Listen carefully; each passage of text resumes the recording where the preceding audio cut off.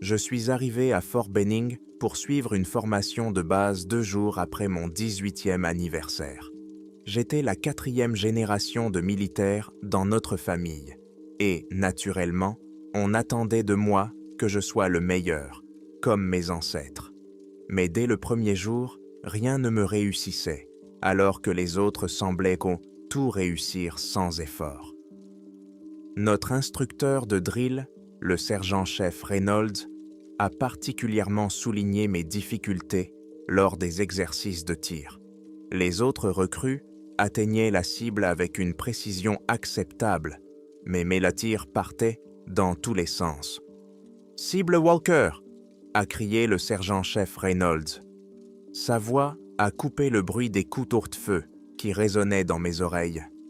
C'était quoi ça, bon sang? Ma grand-mère tirerait mieux les yeux fermés. Les recrues autour de moi ont gloussé pendant que j'essayais de garder mon sang-froid. « Monsieur, je ferai mieux la prochaine fois, monsieur, » dis-je. « La prochaine fois? Tu crois que l'ennemi te donnera une prochaine fois ?» Il attrapa ma cible et la brandit pour que tout le monde la voie. « Ce n'est pas du tir, Walker, c'est une honte. » Et ce n'était que le début. Le lendemain, pendant un exercice d'orientation, je me suis perdu sur le terrain d'entraînement. Ce qui devait être un exercice de 2 heures s'est transformé en une épreuve de 4 heures. On a même envoyé des équipes de recherche à ma recherche.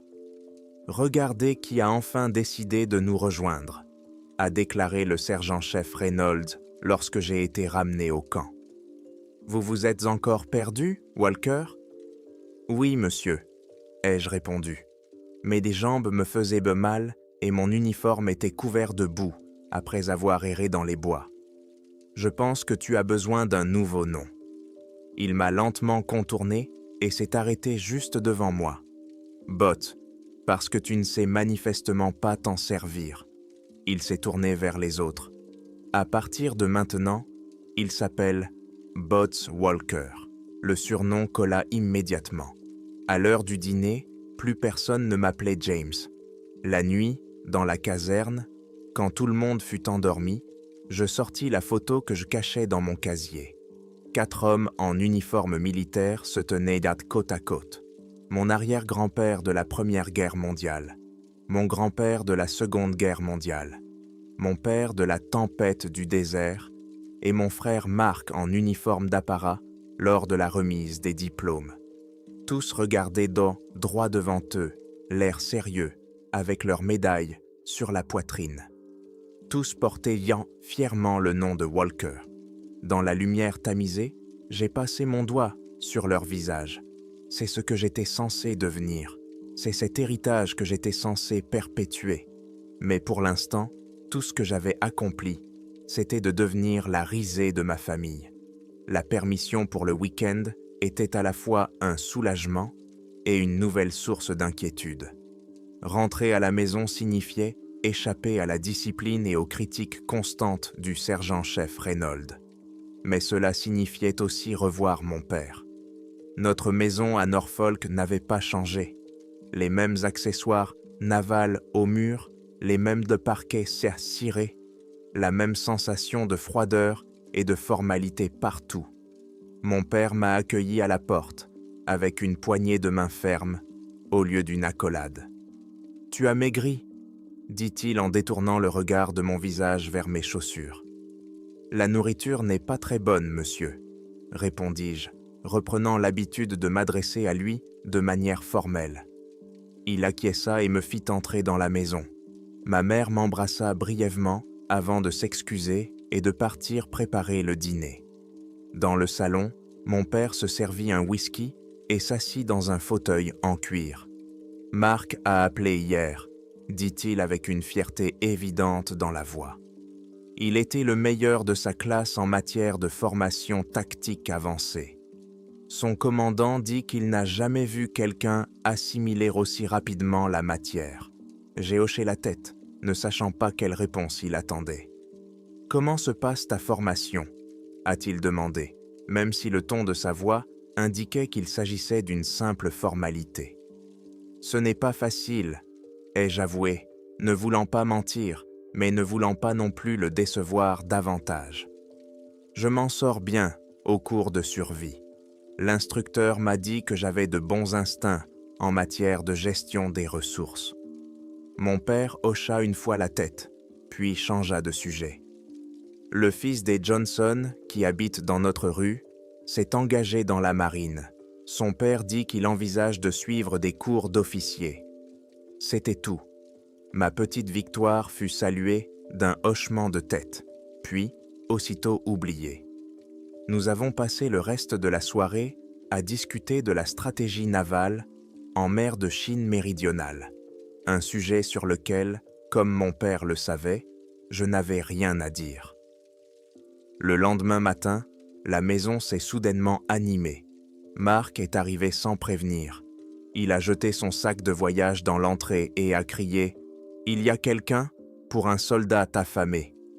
Le changement chez nos parents fut instantané. Maman sortit en courant de la cuisine, s'essuyant les mains sur son tablier, et se jeta au cou de Marc. « Papa !» Il sourit vraiment, ce qui était rare, et tapota l'épaule de Marc. « Pourquoi tu n'as pas dit que tu venais ?» demanda ma mère, tout en l'entraînant dans la cuisine avec la promesse de lui préparer son petit déjeuner préféré. « Une permission inattendue avant le départ, » expliqua Marc. « Je ne pouvais pas manquer l'occasion de voir ma famille bien-aimée. » Le petit déjeuner se transforma en fête. Marc divertissait ses parents avec des anecdotes sur sa formation, dans une version édulcorée, bien sûr. J'étais sûr qu'il omettait toutes les difficultés et se concentrait sur les bons moments. Pendant cette heure, mon père a ri plus que je ne l'avais vu faire au cours des derniers mois, et ma mère n'a cessé de sourire, servant sans cesse Marc. Je restais assis en silence, tripotant mon assiette, et ne parlais que lorsqu'on m'adressait la parole. Mais personne ne semblait remarquer mon silence. Après le petit déjeuner, Marc a proposé de travailler sur la vieille Chevrolet dans le garage, un projet que mon père avait commencé il y a de nombreuses années, mais qu'il n'avait jamais terminé. Je savais que c'était juste un prétexte pour nous faire sortir de la maison, mais je l'ai quand même suivi. Dans le garage, Marc a immédiatement abandonné son air joyeux. Il s'est assis sur une vieille caisse et s'est tourné vers moi. « Ça va, Jamie ? Tu n'as pas dit un mot pendant le petit déjeuner. » J'ai pris une clé à molette et l'ai tournée entre mes mains, évitant tout contact visuel. Je suis juste fatigué de ces conneries d'études. « Arrête », a simplement dit Marc. Je connais cette expression. Tu avais la même expression quand papa a raté ta remise de diplôme à cause de cette conférence. J'ai jeté la clé sur l'établi avec plus de force que nécessaire. Qu'est-ce que tu veux que je te dise ? Que je suis un raté ? Que mon sergent instructeur me surnomme Bot parce que je ne sais pas sortir d'un sac en papier ? Que je fais honte à la famille Walker ? Marc n'a pas répondu tout de suite.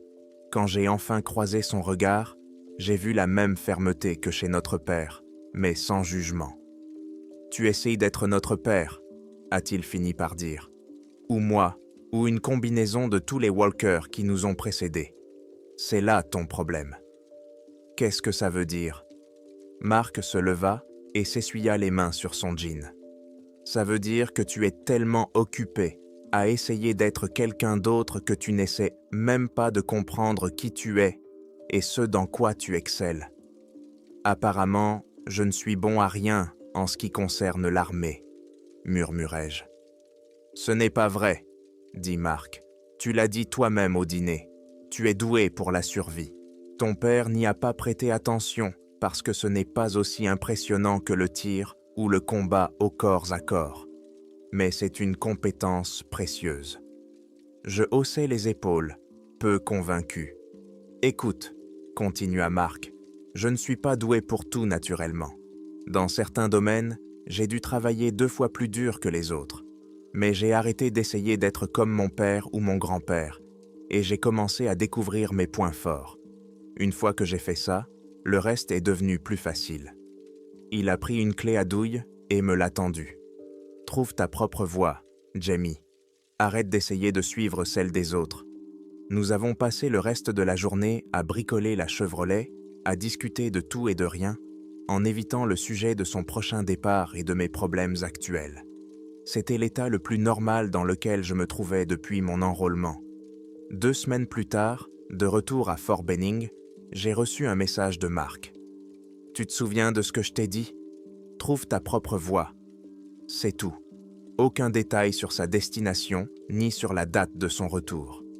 Procédure standard pour les opérations secrètes.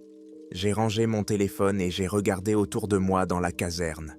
Les autres recrues nettoyaient dans leurs fusils ou ciraient leurs bottes, se préparant pour l'inspection du lendemain. Je faisais la même chose, essayant de m'intégrer, essayant d'être ce que je pensais que Walker devait être. Peut-être que Mark avait raison. Peut-être que je devais arrêter d'essayer d'être lui ou notre père et découvrir qui j'étais vraiment.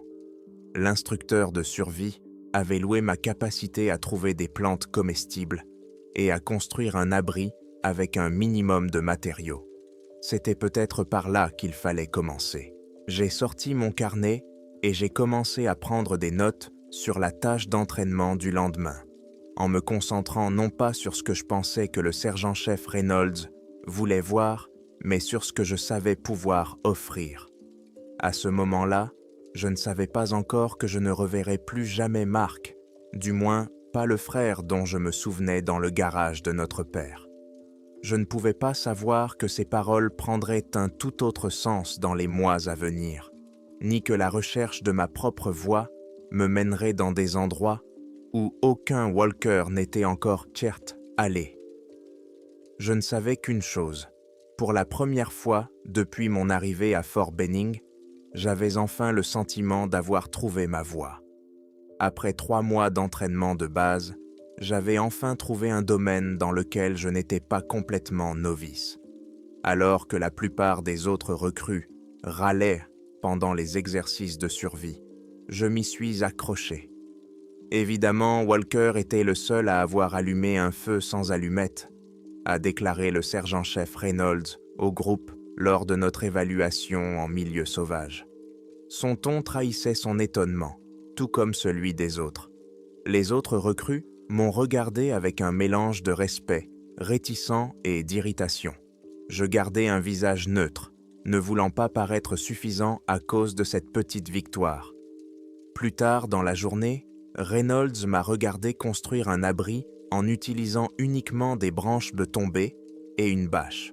« Pas mal », a-t-il dit, ce qui, venant de lui, sonnait comme le plus grand des compliments.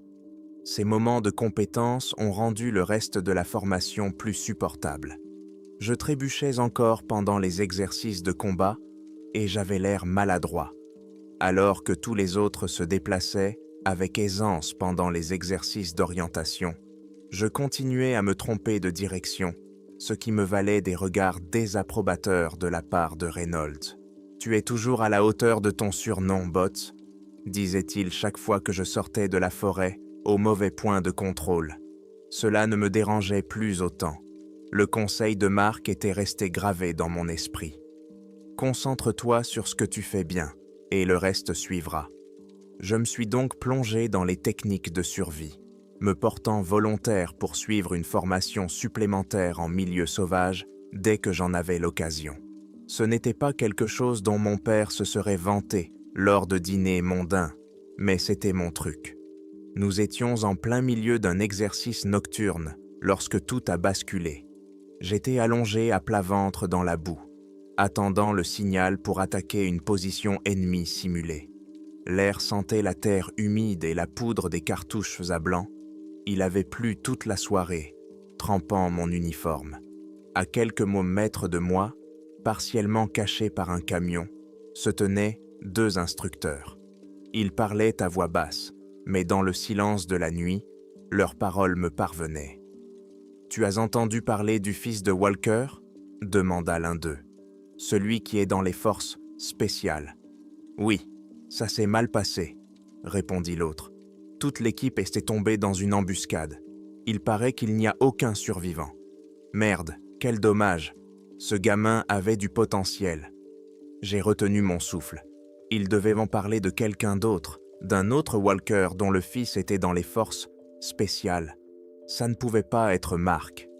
Le commandement n'a pas encore fait de déclaration publique, a poursuivi le premier instructeur. Je l'ai appris par un ami à Fort Bragg. Fort Bragg, là où Mark avait servi. Une fusée éclairante a jailli, illuminant le terrain d'une lumière verte. Tout le monde autour de moi s'est mis en mouvement, mais je ne pouvais pas bouger. Mon cerveau refusait d'accepter ce que je venais d'entendre. « Walker, bouge ton cul !» cria Reynolds depuis la gauche. Je me levai et suivis les autres, agissant machinalement, sans réfléchir. L'entraînement se poursuivait, mais je n'y participais plus. Mon esprit repassait ces mots en boucle. Toute la troupe était tombée dans une embuscade. On dit qu'il n'y a aucun survivant. Lorsque nous sommes rentrés à la caserne après minuit, j'ai immédiatement essayé d'appeler chez moi. Personne ne répondait à la maison. Le portable de mon père basculait directement sur la messagerie vocale. Le téléphone de ma mère sonnait sans arrêt. J'ai essayé toutes les demi-heures jusqu'à l'aube. Je ne pouvais pas dormir. À chaque tentative infructueuse, j'avais de plus en plus mal au ventre. À 6 heures du matin, j'ai demandé un congé d'urgence à mon commandant, expliquant que je devais contacter ma famille pour une affaire urgente. Il m'a regardé dans les yeux et a hoché la tête. « Prends 48 heures, Walker. J'espère que tout va bien. » Le trajet jusqu'à Norfolk s'est déroulé comme dans un brouillard. J'ai pris le bus, puis le train. En regardant le paysage défiler sans le voir, mon esprit continuait à imaginer des scénarios dans lesquels les instructeurs s'étaient allés tromper, où tout cela n'était qu'un malentendu, où Mark allait bien. Lorsque le taxi m'a déposé devant notre maison, j'ai tout de suite compris. La lumière du Porsche était allumée, même s'il faisait jour. La voiture de ma mère était garée dans l'allée, à côté de celle de mon père, ce qui était inhabituel pour un matin de semaine. J'ai poussé la porte d'entrée sans frapper. « Maman? Papa ?» Ma mère est sortie de la cuisine, les yeux rouges et gonflés. Quand elle m'a vu, son visage s'est déformé. « Oh, James !» a-t-elle murmuré en s'approchant de moi et en me serrant dans ses bras avec une force inattendue. « Comment l'as-tu appris ?» Je ne pouvais pas répondre. Je ne pouvais pas expliquer que je l'avais appris par les instructeurs, qui ne savaient pas que j'écoutais. Au lieu de cela, je l'ai simplement serrée dans mes bras pendant qu'elle pleurait sur mon épaule. Mon père était dans son bureau, assis immobile à son bureau. Contrairement à ma mère, ses yeux étaient secs et son visage complètement vide. Devant lui se trouvait un coffret en bois contenant ses médailles, et à côté, celle de son père. Mark me regardait depuis sa photo officielle. « Monsieur », ai-je dit, car je ne savais pas comment m'adresser à lui à ce moment-là. Il a levé les yeux, semblant presque surpris de me voir. « James, tu devrais être à l'entraînement. » « J'ai entendu parler de Mark, dis-je d'une voix plus assurée que je ne l'aurais cru. J'ai essayé d'appeler. Les lignes étaient occupées par des appels officiels. Il désigna vaguement la chaise en face de lui. Je m'assis, attendant qu'il continue. Comme il ne le faisait pas, je demandai « Que s'est-il passé ?» Les mâchoires de mon père se serrèrent. Son unité se trouvait en territoire secret. Ils ont été pris en embuscade. Les images satellites n'ont montré aucun survivant. Les équipes de secours n'ont pas pu atteindre le site pendant 3 jours, car il y avait encore des ennemis. Et Mark? Personne n'a été retrouvé. Sa voix a légèrement tremblé sur le mot « corps », seule faille dans son sang-froid. « Il est mort avec honneur », a-t-il ajouté d'une voix calme, « ce que tu ne comprendras peut-être jamais. » Ces mots m'ont blessé. Même maintenant, alors que Mark n'était plus là, je n'étais toujours pas assez bon. « Quand aura lieu l'enterrement ?» demandai-je, ignorant cette pique. « Après-demain, avec tous les honneurs militaires. » Mon père se retourna vers les médailles, me faisant comprendre que la conversation était terminée. Je trouvai ma mère dans la cuisine, en train de déballer la nourriture apportée par les voisins. Je me suis tenu à côté d'elle, l'aidant en silence à ranger tout ce que les gens apportent, toujours quand quelqu'un meurt. « Il t'a dit autre chose ?»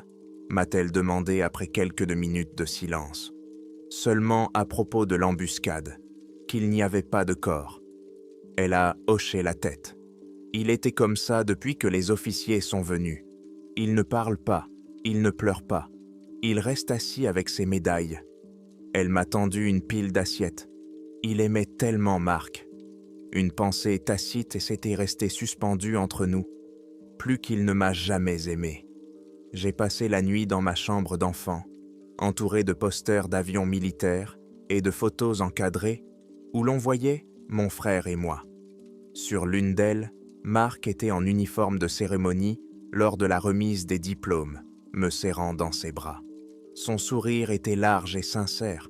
Le mien semblait forcé, celui d'un enfant qui essaie de faire bonne figure. Je n'arrivais pas à dormir.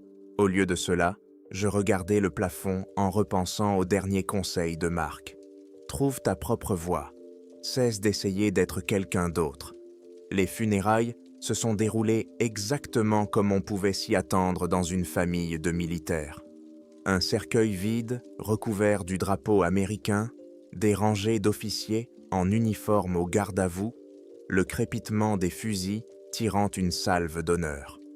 Mon père est dos resté immobile comme un roc pendant toute la cérémonie, acceptant les condoléances avec des poignées de deux mains fermes et un minimum de mots.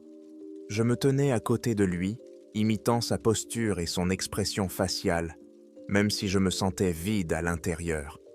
Cette cérémonie, avec ses mouvements précis et ses mots appris par cœur, semblait insuffisante pour Marc, qui était si vivant, si réel. Le drapeau plié a été remis à ma mère, qui l'a serré contre sa poitrine, comme s'il contenait une partie de son fils. Peut-être était-ce le cas pour elle. Cette nuit-là, j'ai décroché des murs les posters d'avions et d'hélicoptères qui me semblaient autrefois si cool. J'ai retiré les médailles scolaires d'athlétisme pour lesquelles Marc m'avait aidé à me préparer. À leur place, j'ai soigneusement accroché les récompenses et les lettres de remerciement de Marc que mon père conservait dans une boîte dans son bureau. Je n'ai pas demandé la permission de les prendre. Je savais qu'ils ne remarqueraient pas leur absence. Je les ai classés de par date, depuis ses exploits au sein du corps de formation des officiers de réserve jusqu'à son insigne de qualification dans les forces spéciales. Chacune d'entre elles représentait une étape importante dans son parcours pour devenir le soldat qu'il était, un homme que je n'avais pas suffisamment apprécié de son vivant. Le lendemain matin, je suis parti avant l'aube, prenant le premier train pour retourner à Fort Benning. Mon père n'est pas descendu pour me dire au revoir. Ma mère m'a serré fort dans ses bras à la porte, me faisant promettre de l'appeler plus souvent. « N'essaie pas d'être comme lui », m'a-t-elle murmuré, comme si elle lisait dans mes pensées. Il n'aurait pas voulu ça. Mais elle se trompait. Marc était le meilleur d'entre nous, le Walker qui correspondait à l'héritage familial. Maintenant qu'il n'était plus là, quelqu'un devait prendre sa place. Dans le train, j'ai sorti mon carnet et j'ai commencé à planifier. Plus d'heures au stand de tir pour améliorer mon tir. Des exercices physiques supplémentaires pour devenir plus fort. Des exercices de combat après la retraite, jusqu'à ce que je puisse les exécuter sans réfléchir. Je deviendrai le soldat que mon frère était. Je me rendrai digne du nom de Walker, quoi qu'il en coûte. Marc m'avait dit de trouver ma voie, mais sa mort avait tout changé. Désormais, sa voix était la seule qui comptait. Le certificat accroché au mur ne me semblait pas mérité. 14 mois après la mort de Marc, je me tenais dans mon appartement à moitié vide près de Fort Bragg, regardant la preuve encadrée de ma qualification de rangeur. J'ai passé mes doigts sur mon nom, James Walker, imprimé dessus, dans l'espoir qu'il devienne un peu plus mien et un peu moins quelque chose que j'avais volé. J'ai suivi une formation individuelle avancée, puis j'ai réussi à entrer à l'école des Rangers à force de pure obstination. Mes compétences en matière de survie m'ont permis d'obtenir suffisamment de points pour compenser ma médiocrité dans les opérations tactiques, alors que les autres Rangers agissaient avec aisance dans les scénarios de combat. Je réfléchissais encore trop, me déplaçant comme si je suivais des instructions plutôt que de me fier à mon intuition. « Boots a l'endurance d'un bouquetin », a commenté mon instructeur ranger pendant la phase de montagne. « Il ne sait pas tirer, mais il survivra à tout le monde avec une ration limitée. » Ce surnom me poursuivait depuis la formation de base. Je ne m'y opposais plus. Parfois, il me semblait plus approprié que mon vrai nom. Mon appartement avait toujours l'air provisoire, même si j'y vivais depuis 6 mois. Un seul canapé était placé en face de la télévision, que je n'allumais presque jamais. Dans la cuisine, il n'y avait que 4 assiettes, 4 verres et juste la vaisselle nécessaire pour préparer les plats les plus simples.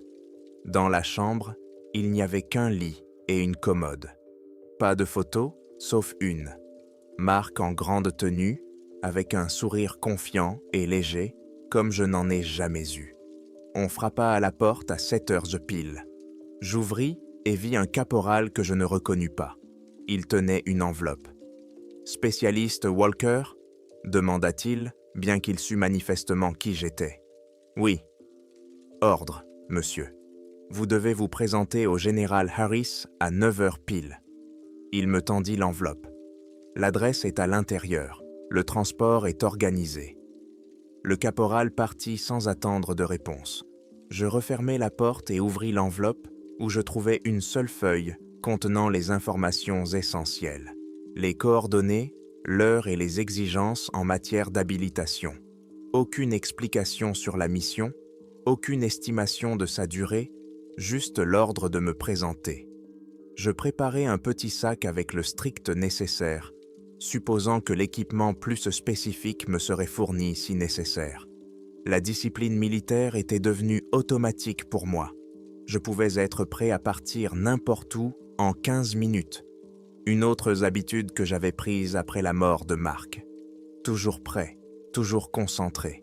Comme si le fait d'être prêt pouvait d'une manière ou d'une autre me protéger de ce qui l'avait emporté. Les coordonnées m'ont conduit à un bâtiment discret, situé à la périphérie sud-est de Fort Bragg. Aucune enseigne n'indiquait sa fonction. Le gardien a vérifié ma carte d'identité et mes ordres avant de m'indiquer le couloir menant à la salle de conférence.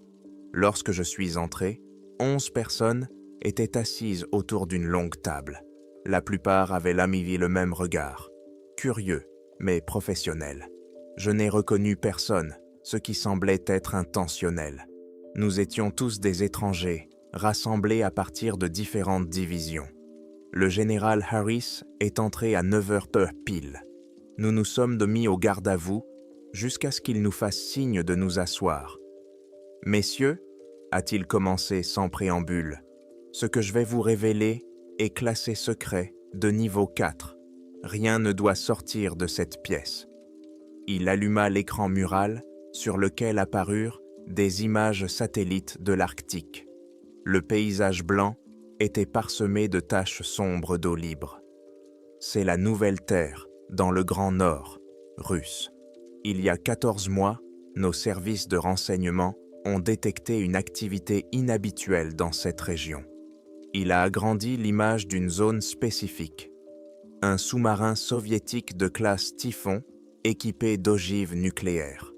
Il était considéré comme perdu dans les années 1980, mais la récente fonte des glaces l'a potentiellement rendu accessible. Il a fait une pause, regardant chacun d'entre nous. Votre mission consiste à sécuriser le site et à trouver un moyen de récupérer les ogives avant qu'elles ne tombent entre de mauvaises mains.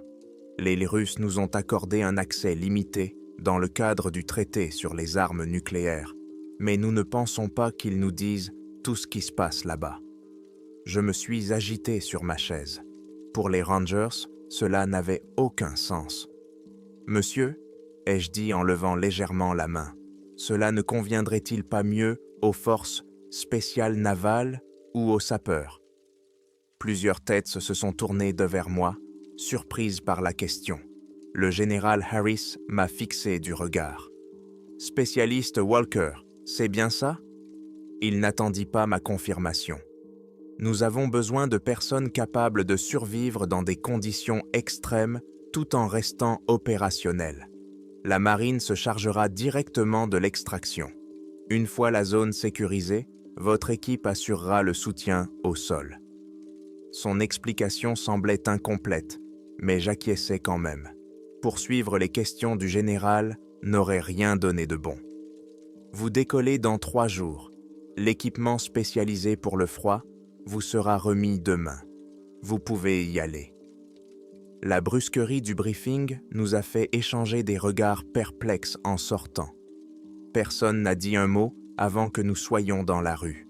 « On dirait qu'il va falloir annuler nos projets pour le week-end, » a murmuré le sergent-chef à ma gauche. « Tu as de la chance d'avoir des projets, » a répondu un autre. « Ma femme va être ravie de cette mystérieuse mission. » Je suis retourné à mon appartement pour me préparer.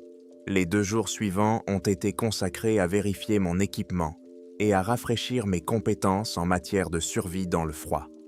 J'avais déjà obtenu la certification arctique à l'école des Rangers, mais j'avais besoin d'une formation supplémentaire pour faire face aux températures extrêmes de la nouvelle Terre. L'avion de transport a décollé avant l'aube, le 3e jour. Nous n'avons presque pas parlé pendant les 8 heures de vol, chacun étant plongé dans ses pensées. Je passais mentalement en revue les procédures de survie en Arctique, réfléchissant aux détails techniques plutôt qu'à toutes les questions sans réponse concernant notre mission. L'avion a atterri sur une piste improvisée sur la glace. Lorsque la rampe de chargement s'est ouverte, le froid était si intense que cela m'a choqué. Même dans notre équipement spécial, notre souffle se transformait instantanément en glace dans l'air sec. « Bienvenue au milieu de nulle part », a murmuré quelqu'un derrière moi. Une série de motoneiges nous attendait pour nous emmener au camp de base. En regardant par les hublots, je ne voyais rien d'autre qu'une plaine blanche et plate s'étendant jusqu'à l'horizon, parsemée de rares formations de glace dentelées. Le ciel et la terre se confondaient, ne laissant deviner aucune distance. La base se composait de plusieurs bâtiments préfabriqués fixés sur la glace, autour desquels étaient disposées des caisses d'équipement et des barils de carburant. Elles semblaient avoir été assemblées à la hâte, ce qui m'a fait penser que notre mission serait peut-être plus courte que prévu. À l'intérieur du bâtiment principal, nous avons immédiatement été envahis par la chaleur des grands radiateurs après le froid glacial. On nous a ordonné de placer notre équipement aux emplacements indiqués avant de nous rendre à la réunion d'information. Le commandant de l'équipe, Rodriguez, a étalé une carte de la région sur la table, au centre de la pièce. Nous effectuons des patrouilles constantes autour du périmètre, a-t-il expliqué en suivant les itinéraires du doigt. Les équipes sont composées de 2 personnes et travaillent par roulement de 6 heures. La tâche principale consiste à surveiller les visiteurs inattendus et les conditions météorologiques. Il a désigné les binômes et établi le planning. J'ai été jumelé avec Thompson, un gars taciturne qui avait déjà séjourné 3 fois dans des régions froides. Walker Thompson, vous prenez le cadran nord-ouest. La première patrouille commence demain à 6 heures pile. Rodriguez nous a remis à chacun un appareil GPS. Suivez les itinéraires indiqués. Les conditions changent rapidement là-bas. Nous avons passé le reste de la journée à nous familiariser avec la base et à réviser les règles de sécurité. Personne n'a mentionné le sous-marin ni les ogives nucléaires. Nous étions concentrés sur la sécurité dans cet endroit dangereux. Cette nuit-là, j'ai eu du mal à m'endormir. Le bruit constant des générateurs, ainsi que les rares craquements et gémissements de la glace sous nos pieds, m'empêchaient de me détendre. Lorsque mon réveil a sonné à 5 heures du matin, j'étais déjà réveillé, les yeux rivés au plafond de ma petite chambre. Thompson et moi nous sommes préparés en silence, vérifiant notre équipement avant de sortir. Il faisait complètement noir, Seules nos lampes frontales éclairaient de petits cercles de lumière pendant que nous marchions. Le thermomètre indiquait moins 35 degrés Celsius. Troisième mission dans l'Arctique, dit Thompson lorsque nous nous éloignâmes de la base. Ça ne devient pas plus facile. C'est ma première, répondis-je en ajustant mon masque pour éviter les engelures. L'école des Rangers, la formation dans des conditions froides n'est pas comparable. Rien n'est comparable à cet endroit. Thompson balaya le terrain avec le faisceau de sa lampe. Ce n'est pas seulement le froid. Il y a quelque chose qui cloche ici. Je savais ce qu'il voulait dire. Cet endroit n'était pas seulement inhospitalier, il semblait anormal, trop calme, trop vide. Même dans les endroits sauvages les plus reculés où je m'étais entraîné, on sentait la présence de la vie. Mais ici, rien ne semblait appartenir à ce monde. Nous avons suivi l'itinéraire prévu, nous arrêtant de temps en temps pour vérifier les instruments et noter les relevés. Après 4 heures de patrouille, Thompson a pointé du doigt la glace à environ 50 mètres de notre chemin. « Regarde cette structure », a-t-il dit, la voix étouffée par son masque. La façon dont la glace se forme ne correspond pas au motif naturel. J'ai suivi son regard. Ce que j'avais d'abord pris pour des cristaux de glace aléatoires formait en fait un motif trop parfait pour être naturel. La glace formait des hexagones parfaits, reliés les uns aux autres comme des alvéoles. C'est peut-être l'effet de la pression de l'eau en dessous, ai-je suggéré, sans vraiment y croire. J'avais étudié en détail les formations de glace pendant ma formation à la survie. Cela ne figurait dans aucun manuel. Thompson a haussé les épaules. Peut-être, mais lui non plus ne semblait pas convaincu. Après avoir noté les coordonnées, nous avons poursuivi notre patrouille. Nous sommes retournés à la base sans autre incident, après avoir signalé cette formation inhabituelle à Rodriguez. Il l'a noté sans faire de commentaires, ce qui m'a semblé étrange. Soit ces formations étaient suffisamment courantes pour ne pas mériter d'attention, soit il les connaissait déjà. Cette nuit-là, j'ai pris mon poste de garde de minuit autour du camp. La température était tombée à moins 40 degrés, ce qui rendait l'air vif. Les étoiles remplissaient le ciel noir au-dessus de ma tête, et j'en voyais plus que je n'en avais jamais vu. Vers 2 heures, le vent s'est soudainement calmé, laissant place à un silence étrange. Sans bruit de fond constant, chaque son discret semblait plus fort. Ma respiration résonnait de manière assourdissante dans cette immobilité. Et puis, je l'ai entendu. Un bruit sourd et rythmé qui vibrait à travers le sol sous mes bottes. Le son provenait de quelque part dans le champ de glace, régulier et pulsatoire. Je l'ai plus senti qu'entendu, la vibration remontant le long de mes jambes. Thompson m'a rejoint, son visage visible car il avait baissé son masque. « Tu le sens ?» ai-je demandé. Il a hoché la tête, l'air tendu dans la faible lumière de notre poste. « C'est probablement la glace qui bouge », a-t-il dit, mais sans conviction. Cela arrive lorsque les sections se déplacent en raison des variations de température. J'en savais suffisamment sur les conditions arctiques pour comprendre qu'il ne s'agissait pas d'un mouvement normal de la glace. Le rythme était trop régulier, trop cadencé.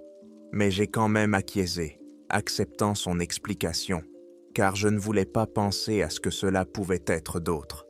Nous sommes restés silencieux pendant que le martèlement régulier se poursuivait pendant plusieurs minutes, avant de s'arrêter lentement. Nous n'avons plus abordé le sujet pendant notre quart, mais j'ai vu Thompson vérifier ses armes plus souvent, ses yeux scrutant l'obscurité au-delà de notre éclairage. Le martèlement rythmique m'a semblé familier, même si je ne comprenais pas pourquoi. Lorsque le soleil a enfin commencé à éclairer l'horizon oriental, j'ai compris ce qui me rappelait ce bruit. Le pas de marche de l'entraînement de base. Un rythme humain. Un motif régulier. Il y avait quelque chose là-bas, dans la glace.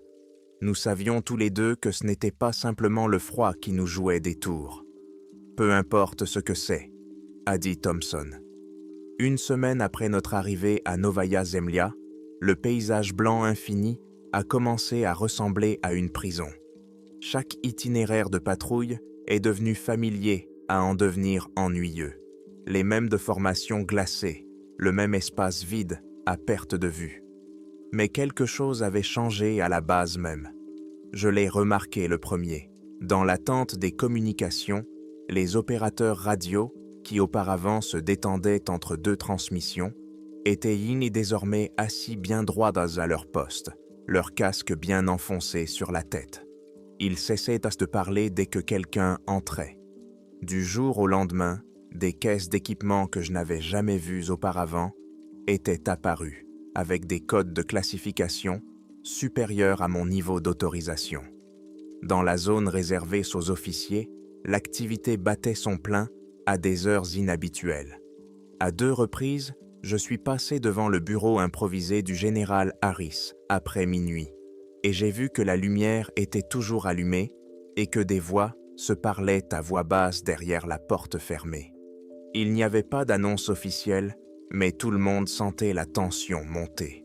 « Tu as remarqué tout ce trafic supplémentaire ?» ai-je demandé à Thompson alors que nous nous préparions pour la patrouille matinale. Il a légèrement hoché la tête, en serrant les sangles de ses raquettes. « Il se passe quelque chose. Rodriguez a passé toute la nuit en réunion. À cause du sous-marin, ai-je murmuré. Thompson a haussé les épaules. Peut-être, ou peut-être ont-ils trouvé autre chose ici.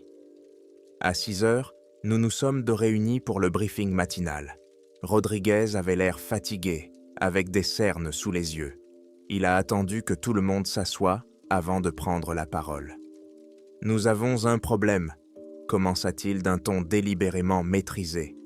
Jones a manqué la session de communication pendant la patrouille de nuit. Le dernier contact remonte à 2h00. Rapport de situation habituel. Aucun signal de détresse, aucun signe de problème. Le silence s'installa dans la pièce. Une personne disparue dans les conditions arctiques avait très peu de chances de survie.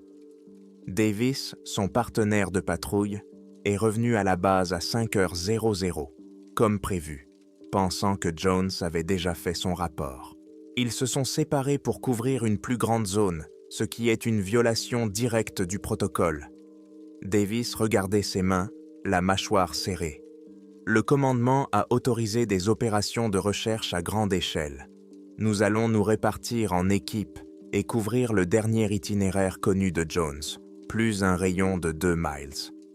Rodriguez désigna la carte accrochée au mur où une croix rouge indiquait la dernière position signalée de Jones. Procédure de recherche standard. Contactez-nous toutes les 15 minutes. Si le temps se gâte, revenez immédiatement à la base. Des questions? Personne ne dit mot. Nous comprenions tous la gravité de la situation. Avec de telles températures, même avec un équipement adéquat, Jones avait au mieux quelques heures devant lui. Rodriguez nous a répartis en binôme. J'étais à nouveau avec Thompson, nous avons été affectés au secteur nord-est, d'où provenait la dernière transmission de Jones. Nous nous sommes rapidement préparés, emportant des provisions d'urgence supplémentaires et des fusées de détresse. Dehors, le ciel s'était dégagé pendant la nuit, créant des conditions dangereusement froides. Le thermomètre indiquait moins 42 degrés Celsius. Notre souffle gelait instantanément, formant de petits cristaux de glace sur nos masques. « Vas-y en premier », dit Thompson lorsque nous avons quitté le périmètre. « Tu lis mieux les traces. » J'ai acquiescé, scrutant déjà la neige à la recherche de tout signe indiquant que quelqu'un était passé par là. La neige fraîche avait recouvert la majeure partie du sol pendant la nuit, mais le vent avait créé des zones où d'anciennes traces étaient encore visibles. Nous avons marché en silence pendant près d'1 heure avant que je ne remarque le premier pauvre indice, une empreinte partielle de chaussure cachée près d'un morceau de glace. Le dessin de la semelle correspondait à notre modèle standard. « J'ai trouvé quelque chose », ai-je crié à Thompson, qui s'était approché de moi. Je me suis agenouillé pour examiner l'empreinte. Elle se dirige vers l'est, cela correspond à son itinéraire de patrouille. Nous avons suivi cette direction, trouvant de nouveaux indices de sa présence. De la neige piétinée, une autre empreinte partielle, un endroit où quelqu'un s'était manifestement arrêté pour relever des mesures, à en juger par la façon dont les empreintes étaient regroupées. À 2 miles de la base, nous avons trouvé une empreinte plus nette. Le vent s'était calmé dans cette zone, après le passage de Jones, laissant ses traces bien visibles. Il marchait normalement, a remarqué Thompson. Aucun signe de détresse ou de précipitation. Les traces continuaient tout droit, sur environ 1/4 de mile, avant de tourner brusquement à droite, s'éloignant de l'itinéraire habituel de patrouille. Pourquoi a-t-il pris cette route ? Ai-je demandé avec surprise, en suivant la nouvelle direction. Thompson a vérifié son GPS. Rien d'intéressant n'est signalé dans ce secteur. Nous avons continué à suivre les traces qui restaient inchangées. Des empreintes régulièrement espacées indiquaient une allure normale. Rien n'indiquait qu'il avait titubé, couru ou pris une position défensive. Puis les traces se sont simplement interrompues. Je me suis arrêté si brusquement que Thompson m'a percuté par derrière. Juste devant nous se trouvait un cercle parfait, creusé dans la glace, d'environ 6 pieds d'arcée de diamètre. Les traces de Jones menaient directement au bord et disparaissaient. « Qu'est-ce que c'est que ça ?» murmura Thompson en s'avançant prudemment. Nous nous approchâmes ensemble du bord, arme lui à la main. Le trou traversait la couche de glace, laissant apparaître l'eau sombre en dessous. Ces bords n'étaient pas irréguliers ou fissurés, comme cela aurait été le cas s'il s'agissait d'une fracture naturelle ou si quelqu'un était tombé. Ils étaient parfaitement lisses, comme s'ils avaient été découpés à l'aide d'outils de précision. « C'est impossible », dit Thompson en passant sa main gantée sur le bord. « La glace ne se brise pas comme ça. » Je me suis agenouillé pour examiner la zone autour du trou. Pas de sang, pas de traces de lutte, pas d'équipement éparpillé, comme cela aurait été le cas si Jones était tombé de manière inattendue. Juste des traces menant au bord, et puis plus rien. « Thompson à la base », a-t-il appelé par radio. « Nous avons trouvé les traces de Jones, vous n'allez pas le croire. » Pendant que Thompson rapportait notre découverte, je fis le tour du trou, à la recherche d'autres indices. La neige autour était intacte, à l'exception des traces de Jones. Aucune autre trace ne menait à cet endroit ou n'en partait. Rodriguez envoie une équipe avec du matériel pour analyser la glace, a déclaré Thompson après avoir terminé sa conversation. Nous avons reçu l'ordre de surveiller la zone jusqu'à leur arrivée. J'ai acquiescé tout en continuant à tourner autour du trou, incapable de me débarrasser du sentiment que je passais à côté de quelque chose d'important. C'est comme s'il avait simplement disparu. « Les gens ne disparaissent pas », répondit Thompson, mais sa voix manquait d'assurance. Nous avons établi un périmètre temporaire en plaçant des balises afin que personne ne s'approche accidentellement du bord. Le trou semblait absorber la lumière. L'eau, au fond, était si sombre qu'elle semblait solide. Davis est arrivé avec l'équipe technique 30 minutes plus tard. Son visage a pâli lorsqu'il a vu le trou. « Il est tombé !» a immédiatement déclaré Davis. « Ça doit être ça. La glace a dû céder. » Le technicien en chef, un homme que je ne connaissais pas, s'est approché avec un appareil ressemblant à un géoradar. « La glace ne se brise pas en cercle parfait, » dit-il en installant son équipement. « Ce n'est pas naturel. » « Que voulez-vous dire ?» demanda Davis. « Quelqu'un a creusé 6 pieds d'eau de glace solide, sans faire de bruit et sans laisser de traces au milieu de nulle part ?» Personne ne lui répondit. Le technicien commença à examiner le trou et la zone autour, l'air de plus en plus perplexe à chaque nouvelle mesure. « Cela n'a aucun sens, » marmonna-t-il. « D'après ces mesures, ce trou s'enfonce d'au moins 300 pieds. et les parois sont parfaitement verticales sur toute la longueur. C'est impossible avec les technologies les modernes, pas dans ces conditions. Davis s'éloigna du bord, l'air assez secoué. « Alors, qu'est-il arrivé à Jones ?» Le technicien secoua la tête. « Je ne sais pas, mais je peux vous dire que ce n'est pas quelque chose de naturel et que cela n'a pas été fait avec notre équipement. Mes recherches se sont poursuivies pendant 3 jours. Nous avons trouvé 6 autres trous sur le site, tous identiques au premier. 6 pieds d'armes de large, parfaitement ronds, avec des bords plus lisses qu'ils n'auraient rendu l'être. Nous n'avons trouvé aucune trace de Jones ou de son équipement. Le 4e matin, Rodriguez a réuni l'équipe. Le commandement a officiellement déclaré Jones porté disparu. Ils réduisent donc les recherches à des patrouilles régulières. Sa voix indiquait clairement qu'il n'était pas d'accord avec cette décision. Je sais que c'est difficile. Jones était l'un des nôtres, mais nous avons encore du travail à faire. Cette nuit-là, j'étais assis seul dans la petite tente des communications, en train de saisir les relevés quotidiens. La base était devenue beaucoup plus calme depuis la disparition de Jones. Les gens parlaient d'eau, désormais à voix basse. Personne ne sortait plus seul du camp. J'étais sur le point de terminer mon rapport lorsque je l'ai entendu. Faiblement, mais distinctement. « James ?» Je me suis figé. Mes doigts se sont immobilisés au-dessus du clavier. La voix venait de l'extérieur, comme de loin, mais suffisamment clairement pour que je puisse entendre mon nom. Une voix que j'ai reconnue instantanément. La voix de Mark. « Impossible !» ai-je murmuré. Mais je me suis déjà mis en mouvement, attrapant ma parka et courant dehors. L'air nocturne était glacial et me brûlait les poumons. J'ai scruté l'obscurité au-delà du périmètre de la base, ne voyant rien d'autre qu'une plaine glacée et vide, éclairée par la lune. « Mark !» ai-je appelé, ma voix absorbée par cet espace. « Un problème, Walker ?» Thompson apparut à côté de moi, en train de boutonner sa parka. Je me tournai vers lui, réalisant soudain à quoi je devais ressembler, debout dans la rue sans équipement adéquat, criant le nom de mon frère mort dans la nuit arctique. J'ai cru entendre quelque chose, dis-je en essayant de paraître désinvolte. C'était probablement juste le vent. Thompson me regarda dans les yeux. Tu sais, lors de ma première expédition dans l'Arctique, j'ai aussi commencé à entendre toutes sortes de choses.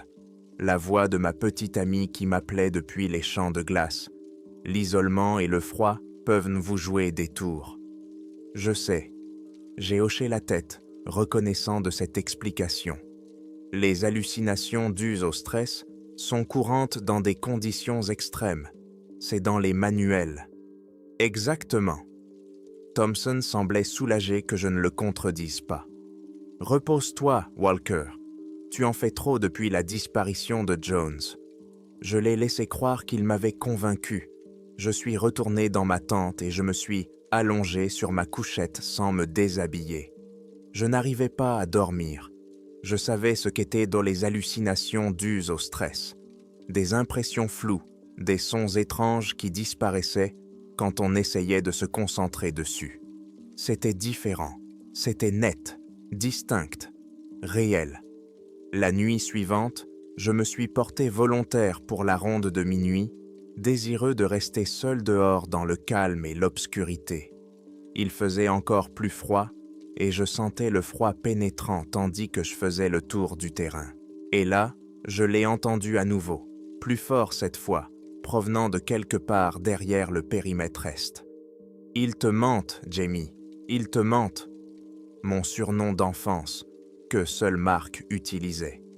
La voix résonnait clairement dans l'air calme de la nuit. Impossible de la confondre avec le vent ou mon imagination. Je me suis agrippé à la clôture du périmètre, scrutant l'obscurité d'où provenait la voix. Je voulais réveiller Rodriguez pour lui dire ce que j'avais entendu, suivre le règlement. Au lieu de cela, j'ai choisi une autre voie. Mark était là, d'une manière ou d'une autre, ou quelque chose qui ressemblait exactement à lui. Quoi qu'il en soit, J'avais plus besoin de réponse que de respecter les règles. Je me suis souvenu d'où venait la voix en notant les repères que je pouvais voir à la lumière de la lune. Une étrange forme glacée, à l'est, une petite bosse sur un terrain plat. Je trouverai un moyen de vérifier cela. Seul, loin des patrouilles officielles et des caméras. En terminant ma ronde et en retournant vers le bâtiment principal, je savais que j'enfreignais les règles. Il se passait quelque chose d'étrange dans cet endroit gelé, qui n'avait rien à voir avec les sous-marins disparus ou les affaires de la guerre froide. Des trous parfaitement ronds, la voix de mon frère décédé. Rien de tout cela n'avait de sens, mais j'étais déterminé à trouver des réponses. Même si je devais désobéir aux ordres, même si je devais affronter ce qui se trouvait sous la glace. Peu importe ce qui a emporté Jones, dit la voix. Ils nous mentent. Après une semaine de conversations discrètes et d'équipements secrets, j'y croyais. Maintenant, je devais savoir quelle était la vérité et si je serais capable de la supporter. Cette nuit-là, la voix m'a hanté dans mes rêves. Les mots de Mark ont continué à résonner dans ma tête longtemps après la fin de mon service. Ils te mentent. La même phrase, encore et encore, jusqu'à ce que je finisse par sombrer dans un sommeil agité. Je me suis réveillé avant le réveil, mon esprit déjà en ébullition. Je devais vérifier tout cela par moi-même, loin des regards indiscrets de la base. Ma formation m'avait appris à me déplacer dans des conditions difficiles sans être repéré. Il me fallait juste trouver le bon moment. Cela s'est produit plus vite que je ne le pensais. Rodriguez a annoncé un nouvel horaire de patrouille qui me laissait 3 heures pour libre le lendemain. Dès qu'il nous a laissés partir, j'ai commencé à planifier mentalement. Je calculais jusqu'où je pouvais aller et revenir avant que quelqu'un ne remarque mon absence. Ma première sortie secrète a été prudente. Je ne me suis éloigné que d'1,5 kilomètre de nos itinéraires de patrouille habituels. J'ai marché rapidement sur la glace, utilisant les formations glacées fantaisistes comme repère pour retrouver mon chemin.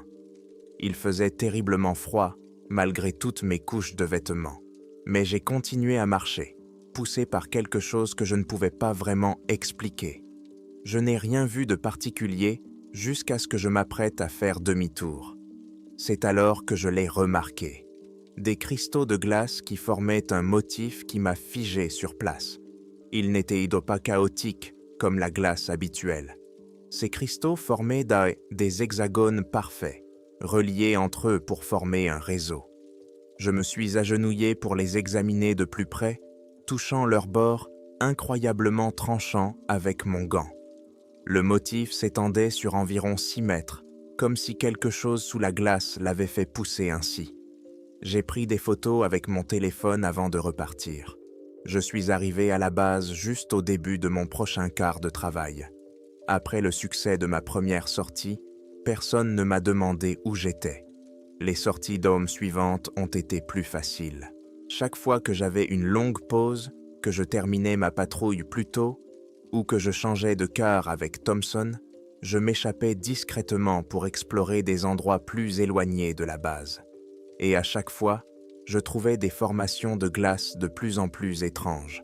Plus je m'éloignais, plus les motifs devenaient complexes et ressemblaient comme davantage à des constructions qu'à des formations naturelles.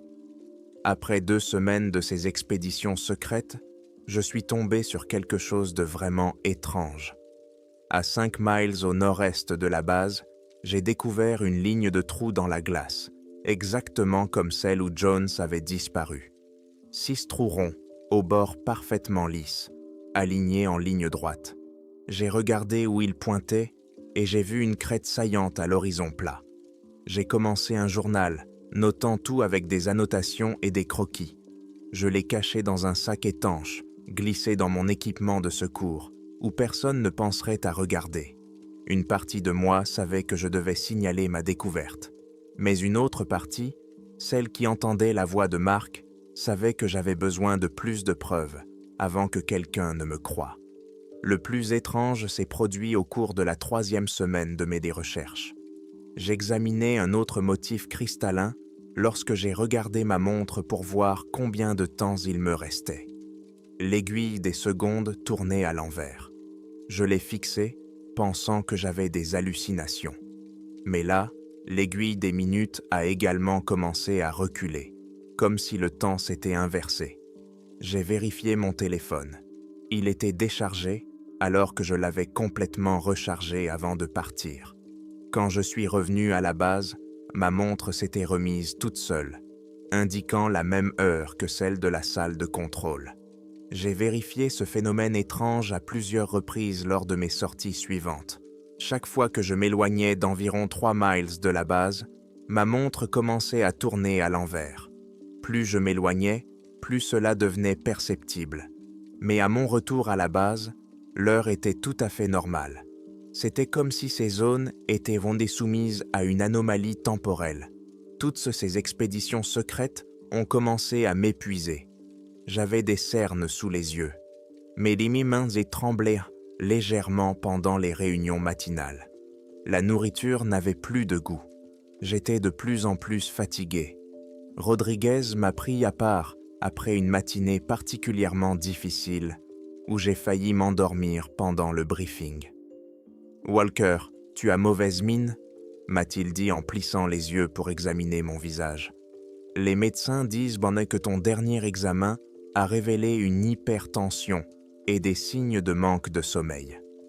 J'ai juste du mal à m'habituer à la lumière constante. » Ai-je menti? L'été arctique signifiait 24 heures de lumière du jour, ce qui, au début, perturbait vraiment les cycles de sommeil de la plupart des gens. Je vais m'en occuper. Rodriguez n'avait pas l'air convaincu.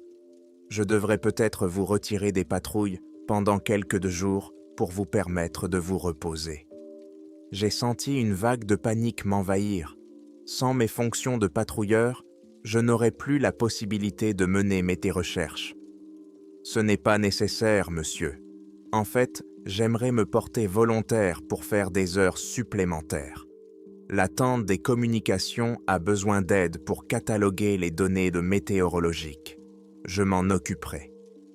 Plus de travail, c'est ta solution au problème d'épuisement?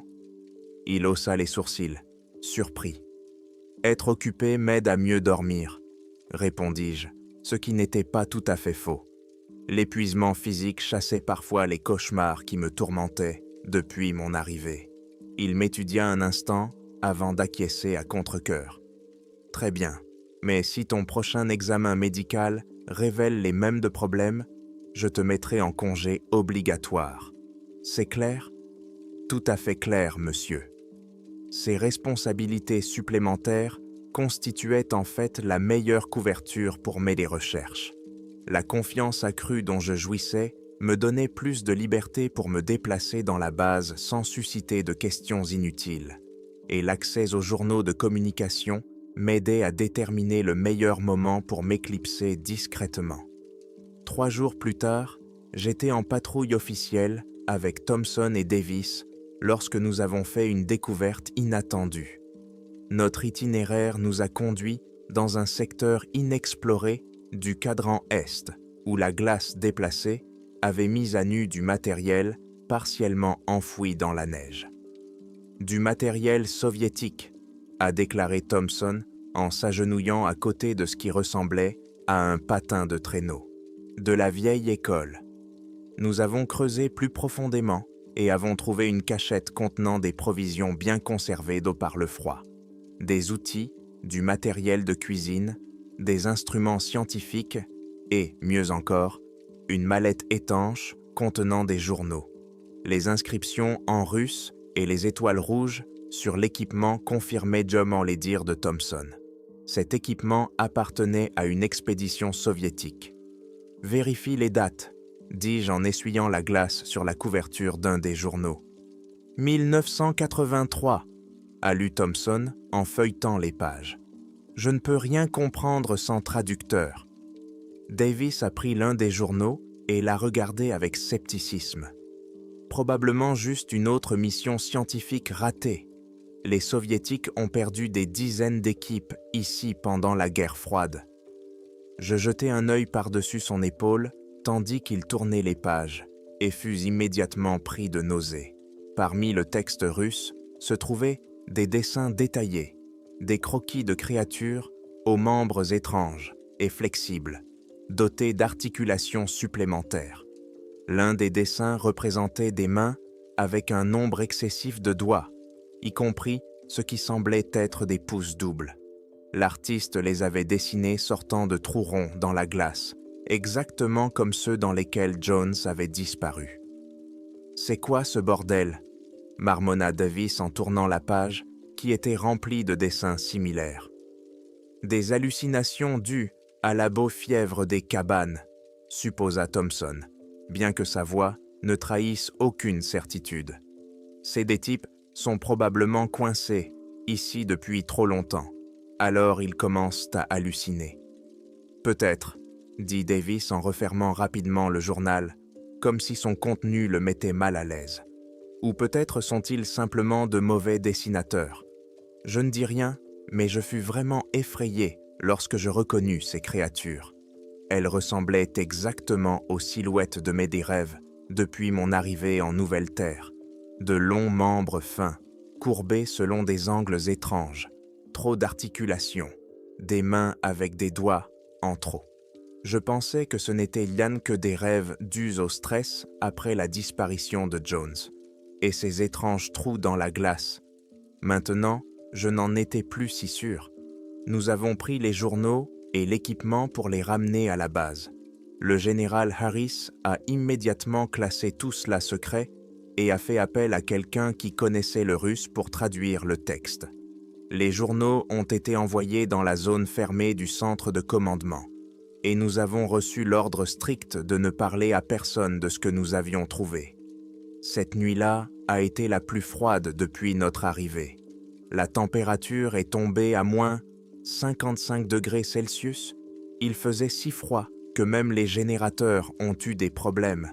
Leur ronronnement habituel était sans cesse interrompu. J'étais de garde à minuit, seul à l'extrémité est, et le froid était si intense qu'il semblait se transformer en minuscules aiguilles qui s'enfonçaient dans toute partie de peau exposée. La base était devenue plus calme depuis la disparition de Jones. Peu de gens sortaient vendus sans raison valable. Tout le monde parlait à voix basse. Personne ne semblait plus se souvenir pourquoi nous étions venus ici.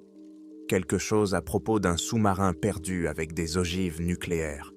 Au lieu de cela, tout le monde était nerveux, mais personne ne voulait en parler. Alors que je scrutais l'obscurité au-delà des lumières du périmètre, j'entendis à nouveau la voix. Elige était plus claire que jamais et provenait de la crête lointaine que j'avais remarquée quelques jours plus tôt. « Trouve-moi avant qu'il ne le fasse, Jamie. » Ce n'était ni un écho, ni le bruit du vent. C'était la voix de mon frère qui m'appelait par le surnom que lui seul utilisait. Elle résonnait clairement au milieu du désert gelé.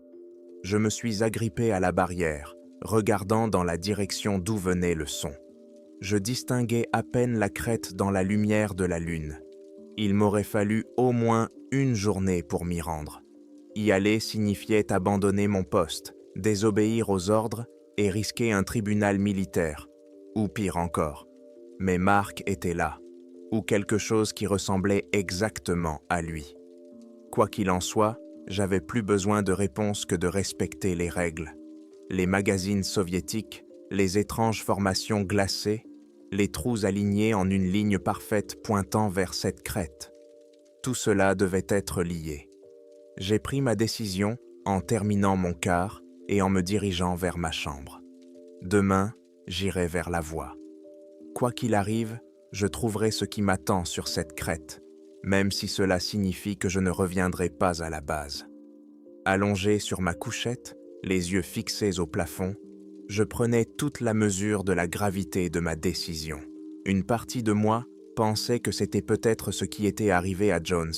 Il était tombé aveuglément dans un piège. Mais une autre partie de moi, celle qui avait grandi dans l'ombre de Mark et n'avait pas pu le sauver, savait que je n'avais pas le choix. Demain, je connaîtrai la vérité, quelle qu'elle soit. J'ai quitté le camp de base à 7 heures pile, ma tablette à la main. affichant l'ennui le plus total qu'on puisse imaginer chez quelqu'un qui part vérifier les stations météo. Rodriguez n'a pas posé beaucoup de questions lorsque je me suis porté volontaire. Personne ne voulait s'occuper des stations météo, c'était trop ennuyeux. Quand Thompson m'a demandé pourquoi je m'intéressais soudainement à l'équipement météo, j'ai simplement haussé les épaules. Les données de la station numéro 3 semblent étranges. J'ai décidé de la calibrer moi-même. « Fais juste attention là-bas », m'a dit Thompson en boutonnant sa parka. La nuit dernière, on a trouvé un autre de ces trous, plus près de la base que jamais. « Où ?» J'ai essayé de garder une voix calme, malgré mon cœur qui battait à tout rompre. « Dans le quadrant nord-est, à moins d'1 kilomètre d'ici, identique aux autres, un cercle parfait, creusé dans la glace solide. » J'acquiesçais, faisant comme si cette information était anodine et ne confirmait pas mes pires craintes. Je ferai attention. Les gardes à la porte nord ont enregistré mon départ lorsque je suis passé devant eux. Je me suis dirigé vers la station météo numéro 3 jusqu'à ce que je sois sûr d'être hors de vue. Puis j'ai changé de direction. J'ai commencé à me frayer un chemin vers la crête lointaine d'où provenait la voix de Mark. À mesure que je m'éloignais de la base, la température baissait très rapidement. Mon thermomètre numérique indiquait -52 lorsque je suis parti, mais il était maintenant à environ -63. C'était trop extrême et trop soudain. Le temps ici défiait toute logique. Après 2 heures de marche, je me suis rendu compte qu'il n'y avait aucune trace humaine autour de moi. La neige était vierge dans toutes les directions. Une toile blanche, sans aucune trace ni empreinte de véhicule. J'ai continué à vérifier mon GPS, marquant mon chemin de retour vers la base en suivant la crête. Jamie. La voix a rompu le silence, elle était maintenant plus proche que jamais. Je me suis arrêté, regardant le paysage désertique. Mark ? Par ici. Sa voix semblait provenir de partout à la fois. J'ai accéléré le pas, la voix m'attirant vers l'avant. La crête devenait de plus en plus grande à mesure que je m'en approchais. Ce n'était pas une formation naturelle, comme je l'avais d'abord pensé, mais quelque chose créé par des forces que je ne pouvais pas comprendre. Certaines parties dépassaient à angle droit, et d'étranges motifs étaient jetés visibles sous la neige et la glace. La voix devint plus forte lorsque j'atteignis le pied de la crête. Par ici, en bas. J'ai longé le bord jusqu'à ce que le sol disparaisse soudainement sous mes pieds. J'ai réagi in extremis, freinant au bord d'une énorme crevasse qui s'enfonçait profondément dans la glace. Elle faisait au moins 15 mètres de profondeur, avec des parois lisses comme du verre et reflétant une teinte bleutée. En bas, j'ai remarqué un mouvement. Un homme se tenait sur une étroite corniche accrochée à la paroi glacée. À mi-chemin environ, l'homme a levé la tête. Je me suis figé. Même de là, j'ai immédiatement reconnu ce visage. Mark, mon frère, me regardait depuis l'ombre en contrebas. Sans hésiter une seconde, j'ai jeté mon sac à dos et sorti mon équipement d'alpinisme d'urgence. Mes mains ont agi toutes seules, attachant la corde et la vérifiant 2 fois avant de mettre le harnais. Je savais que cela n'avait aucun sens. Mark était mort 3 ans auparavant avec toute son équipe, mais je l'avais vu de mes propres yeux. La descente fut incroyablement difficile. Les parois étaient beaucoup plus glissantes qu'elles n'en avaient l'air, et mes chaussures dérapaient sans cesse. Plus je descendais, plus il faisait froid, malgré mes vêtements spéciaux pour l'Arctique. En m'approchant de l'endroit où Mark m'attendait, j'ai pu mieux le voir. Sa veste militaire était toute déchirée.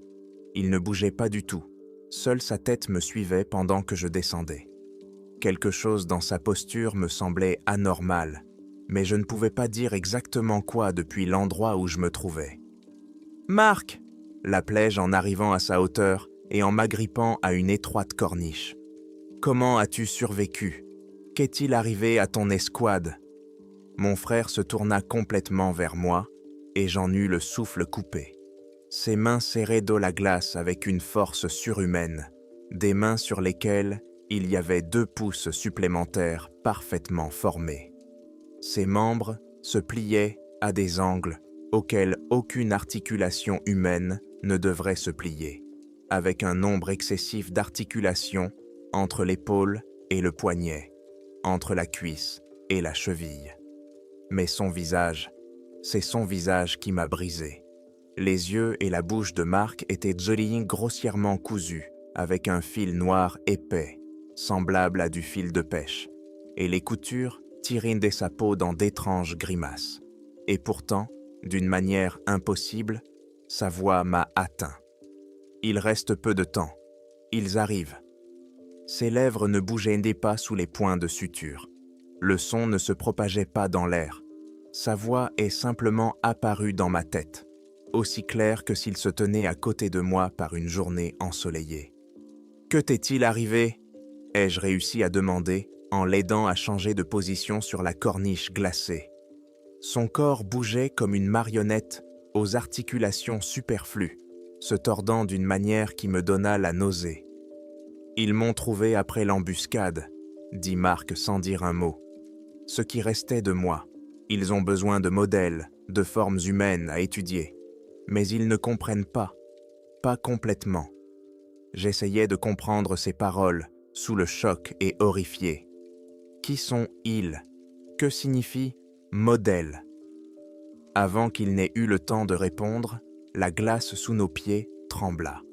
Un grondement sourd parcourut la corniche, devenant plus fort à chaque seconde.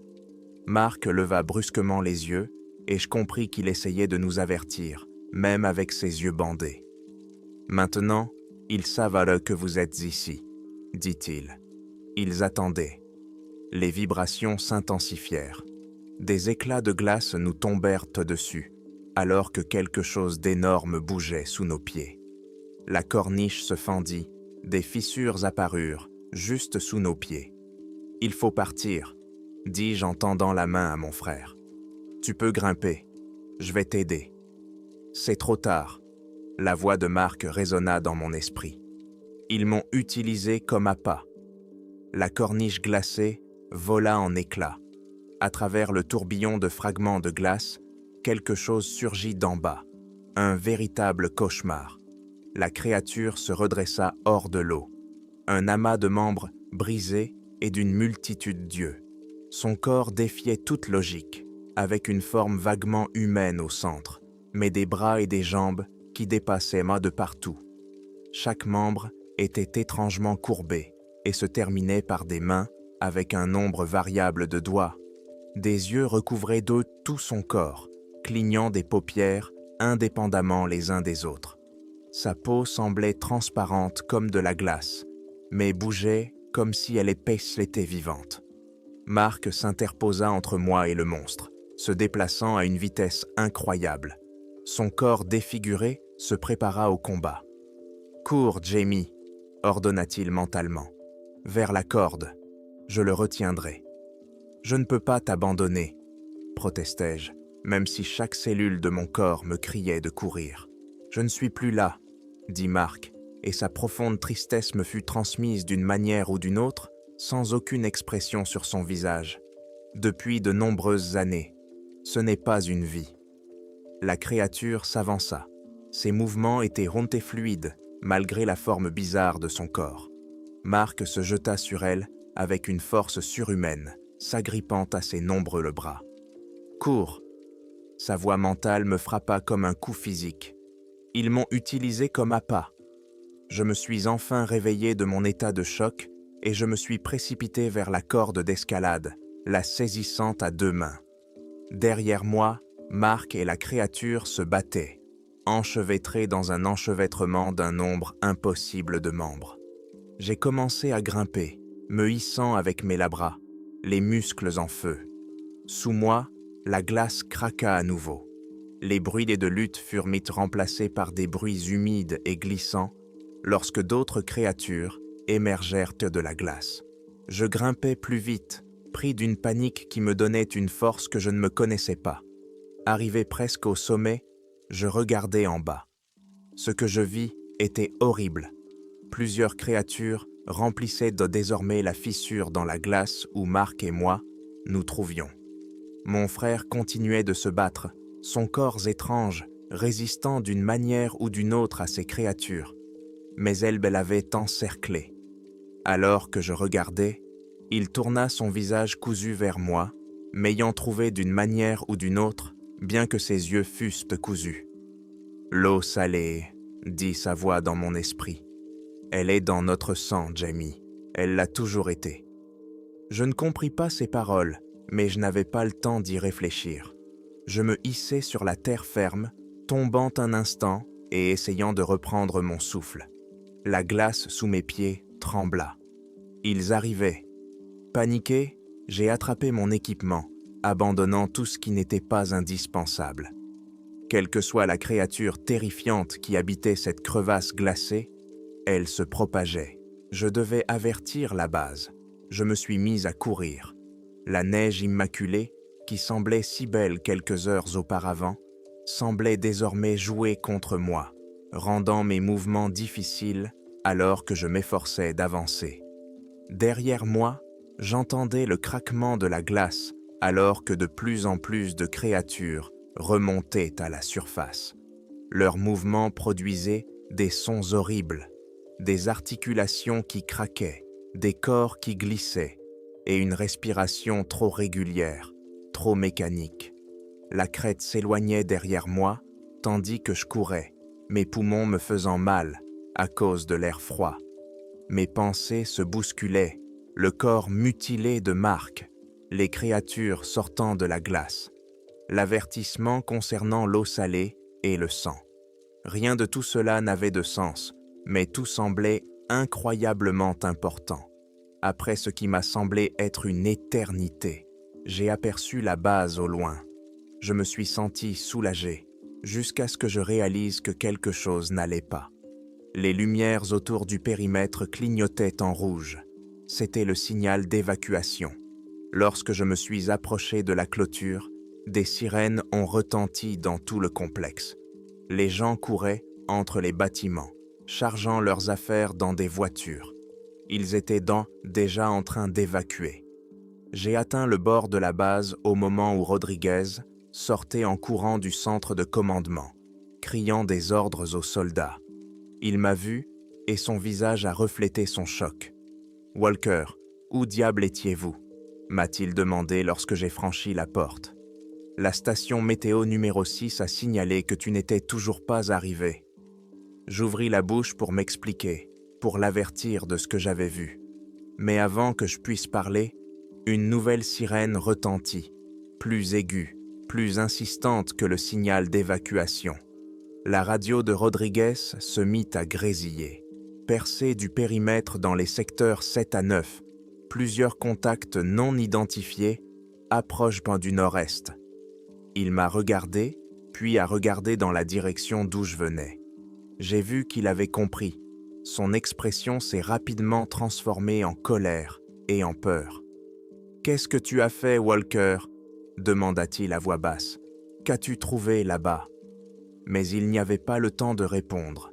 Les créatures approchaient, et elles étaient rapides. La question de Rodriguez resta en suspens, tandis que les sirènes retentissaient dans la base. Je n'ai pas eu le temps de lui répondre. Une puissante explosion a secoué la clôture extérieure est, nous projetant tous les deux au sol. À travers la fumée et le tumulte, j'ai aperçu des formes impossibles. Trop de membres, bougeant trop vite, des silhouettes qui se contorsionnaient comme aucun être humain ne pouvait le faire. Les heures suivantes se sont écoulées par intermittence. Des coups de feu, des cris, le bruit des hélicoptères arrivait trop tard. Quelqu'un m'a traîné dans l'hélicoptère. La dernière chose que j'ai vue sur la nouvelle Terre, ce sont les flammes qui dévoraient notre base sur fond de blancheur infinie. C'était il y a 3 ans. Pendant plusieurs semaines après l'évacuation, je suis resté assis dans des pièces sans fenêtres dans des bases militaires, tandis que des personnes en uniformes divers me posaient sans cesse les mêmes questions. Qu'avais-je vu sur la glace ? Pourquoi avais-je quitté la base sans autorisation ? Qu'avais-je trouvé près de la crête? Quand je leur ai parlé de Marc, avec ses yeux cousus et ses articulations étranges, et des créatures qui étaient sorties de sous la glace, leurs expressions sont restées impassibles. Ils ont simplement pris des notes et appelé des psychiatres. Stress post-traumatique, m'a expliqué un médecin d'une voix blasée. Votre esprit a inventé cette histoire pour surmonter le traumatisme. Le traumatisme causé par la perte de votre frère il y a de nombreuses années, combiné au stress d'avoir été témoin de la mort des membres de votre équipe lors de l'explosion d'une poche de méthane. Une explosion? Ai-je demandé. Il n'y a pas eu d'explosion. Il y avait des créatures. 17 membres de l'équipe ont péri lorsqu'une poche de méthane jusque-là inconnue sous la glace s'est enflammée, m'interrompit-il en me tendant un document. Voici le rapport officiel. Toute l'équipe, y compris Rodriguez et Thompson, a péri. Vous avez eu de la chance d'avoir survécu. Après cela, ils ont augmenté ma dose de médicaments. Les comprimés rendaient tout flou, lointain. Lorsque je continuais à parler de ce que j'avais vu, ils ajoutaient simplement d'autres comprimés. J'ai assez vite appris à me taire et à simplement acquiescer, acceptant leur version des faits. C'était la seule façon de m'en sortir. Ils m'ont licencié avec les honneurs, mais avec un accord de confidentialité qui me menaçait de graves ennuis si je le violais. L'allocation d'invalidité n'était pas une œuvre de charité. C'était le prix à payer pour mon silence. Nous le savions tous, même si personne ne le disait à voix haute. Après mon licenciement, j'ai déménagé dans le Montana, où j'ai trouvé un emploi d'instructeur de survie en milieu sauvage dans un centre de formation près du parc national de Glacier. Ce travail était parfait pour moi. De longues périodes de solitude dans la nature, un minimum de contact avec les gens. Mes élèves venaient pour des cours de 2 semaines, puis repartaient, de sorte que personne ne restait assez longtemps pour remarquer mes habitudes. La façon dont je testais la salinité de l'eau, refusais de nager ou photographiais d'étranges formations de glace. La solitude m'a donné l'espace nécessaire pour gérer ma paranoïa sans médicaments. J'ai continué à chercher des réponses, passant mes nuits à étudier d'anciens archives de militaires et des rapports géologiques sur les régions arctiques. J'ai rassemblé des histoires similaires couvrant plusieurs décennies. Des personnes disparaissant à proximité de stations de recherche arctiques, des équipes soviétiques qui avaient disparu sans laisser de traces, des pêcheurs norvégiens qui rapportaient avoir vu sous la glace quelque chose qui n'aurait pas dû exister. J'étais en train de marquer des points sur la carte quand j'ai reçu un appel concernant mon père. Une crise cardiaque, m'a expliqué l'avocat de la famille. Très soudaine, il était assis à son bureau, chez lui. Je n'avais pas parlé à mon père depuis la Nouvelle-Terre. Après ma démobilisation, j'avais essayé de l'appeler. Il avait répondu avec cette précision militaire dans la voix. « J'ai appris ta démobilisation », avait-il dit, « pour raison médicale. »« C'est ce qu'ils disent », avais-je répondu. Le silence s'est prolongé jusqu'à ce qu'il finisse par dire « Tu as toujours été un faible ». Puis il a raccroché. 3 jours après l'appel de l'avocat, je suis retourné à Norfolk. La maison semblait plus petite que dans mes souvenirs, ou peut-être m'étais-je simplement habitué aux grands espaces du Montana. Ma mère était décédée 2 ans plus tôt d'un cancer du sein. Je ne suis pas allé à l'enterrement. Mon père m'avait clairement fait comprendre que je n'étais pas le bienvenu. L'avocat m'a fait signer des papiers, m'a expliqué le testament. Tout m'était légué en tant que seul fils survivant, et m'a remis les clés de la maison. Quand il est parti, je suis resté debout dans le salon silencieux. Sur les murs étaient accrochées des photos militaires d'hommes en uniforme. Mon arrière-grand-père, mon grand-père, mon père, Marc. Il n'y avait pas de photo de moi. J'ai passé cette première nuit à fouiller le bureau de mon père. Ses documents militaires étaient soigneusement rangés, des notes de service, des lettres de remerciement, des polices d'assurance, rien de personnel. rien qui puisse révéler qui il était vraiment. Mon père, sévère jusqu'à la fin. Il m'a fallu 3 jours pour inspecter le rez-de-chaussée et la chambre de mon père. Je n'ai rien trouvé d'inhabituel, juste les affaires d'un homme qui avait passé toute sa vie dans l'armée et dont la personnalité était aussi ordonnée que ses notes de service. Le 4e jour, je suis monté au grenier. L'échelle escamotable a craqué sous mon poids. De la poussière flottait dans l'air, visible dans la faible lumière de la seule ampoule qui s'allumait lorsqu'on tirait sur le cordon.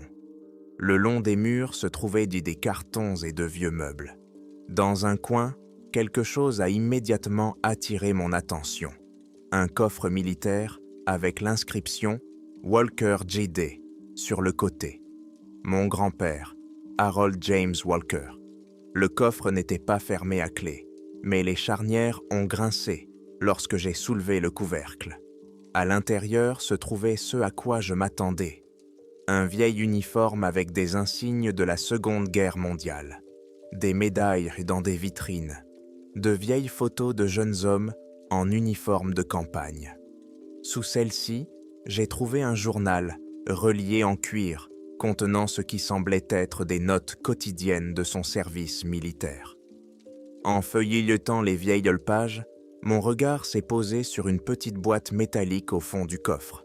Contrairement au coffre lui-même, cette boîte était fermée par un cadenas à combinaison.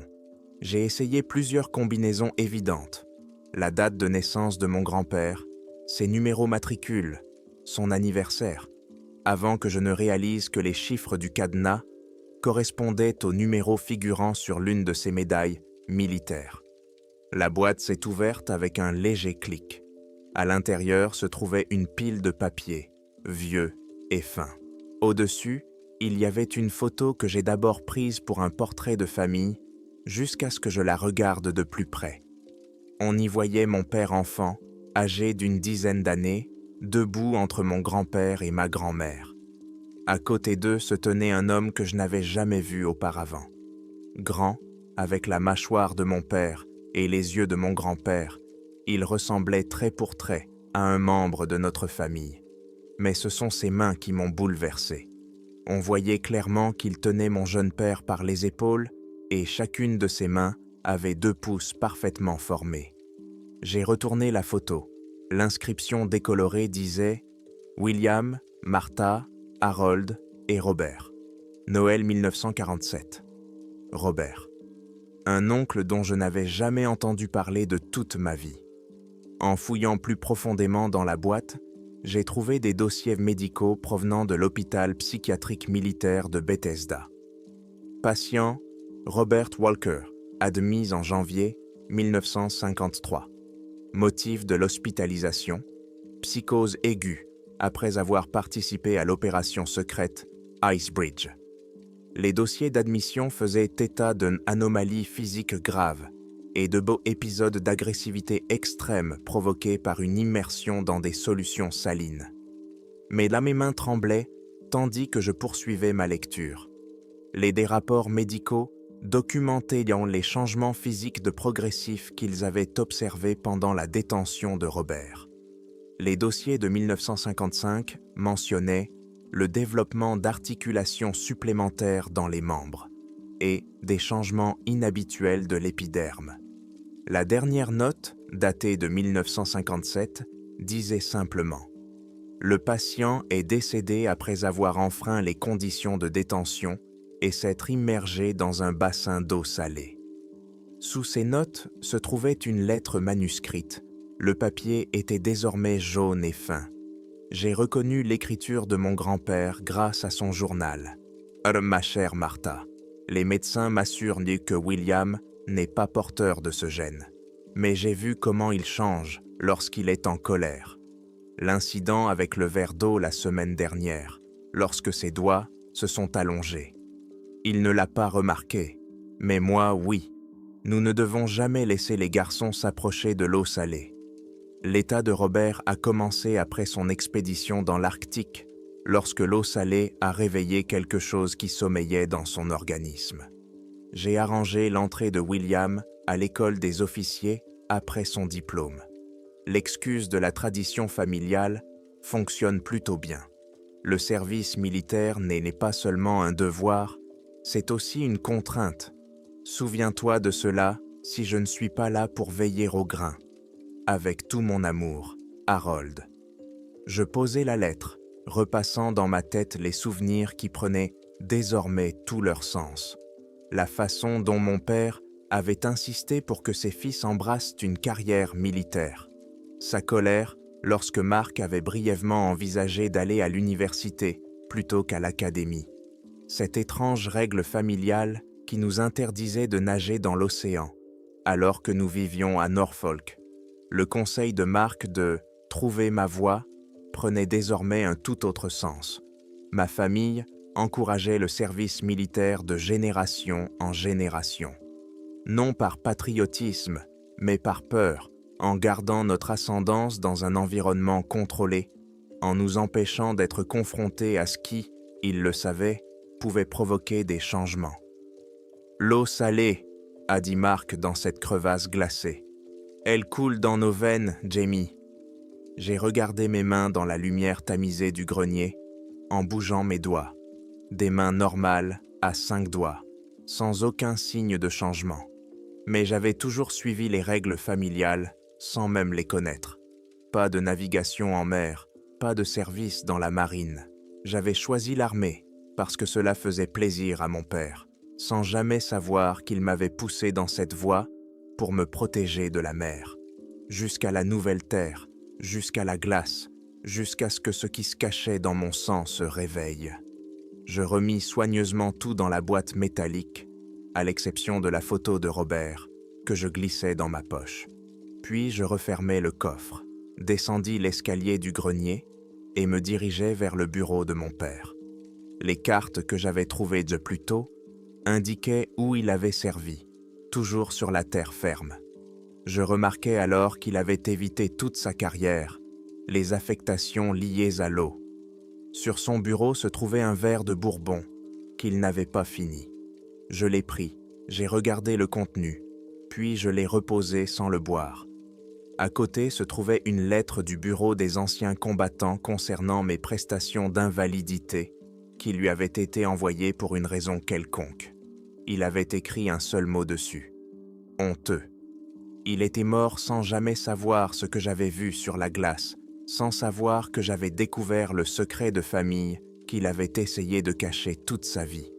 Maintenant, je comprenais pourquoi ma famille avait toujours été si renfermée.